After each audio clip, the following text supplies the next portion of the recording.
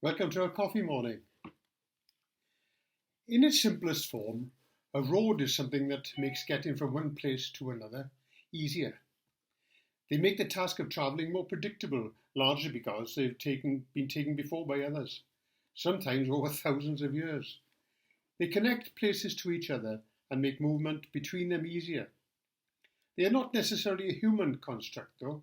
That is usually how we think of them, because animals make their own pathways through their environments too.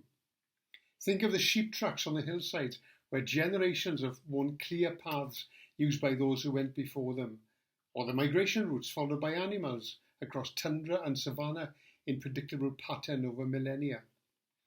These are just as much roads as our motorways are, and serve pretty much the same function. The metalled or tarmac roads we have today are a legacy of those who went before us, and before the advent of the modern motorway, followed the routes that had often been in place for many, many years. We often think of the major routes as being developments of roads laid by the Romans, and many are, but many more were major thoroughfares, droving roads, and trading routes before they ever came. They were unpaved though, and no better than muddy tracks that must have been difficult in times of bad weather. The Ridgeway in the south of England is one such, and as its name applies, followed a route on the high ground. The Romans used novel engineering techniques to build all-weather roads with straight lines to suit their military purposes, and many of those still form the backbone of our major roads today.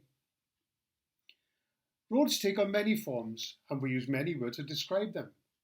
Paths, tracks, lanes, routes, and you can probably think of many more. And they mainly serve to the same purpose, to make travelling easier. We use maps to plan journeys which may involve detours and rest stops. Mistakes may be made which may lead to unexpected delights or disasters, such as life. We think of roads in another way too. When we make plans for our lives, we use the same processes as we do for physical travel. We even use the same words as metaphors. Some people will map out their careers from an early age, deciding what subjects to study in school on their route to their future professions, taking into account their destination and the best path to follow. If you are one of these, I salute you. Many of us just follow the well-worn track in front of us and hope it would take us somewhere nice, or at least not too horrible, and maybe take some of the interesting byways that may catch our fancy and could possibly be life-changing. I don't expect Paul was expecting the journey he was to have when he set off to Damascus all those years ago. But his change of route redirected the lives of so many. So roads play a central part in our lives. They make getting to the shops easier, not just for the shoppers, but also for those who take the goods to the shops in the first place. They provide us with useful metaphors for the way our lives work. And like the traveller, we would all do well to have some idea of where we want to go and what drives us.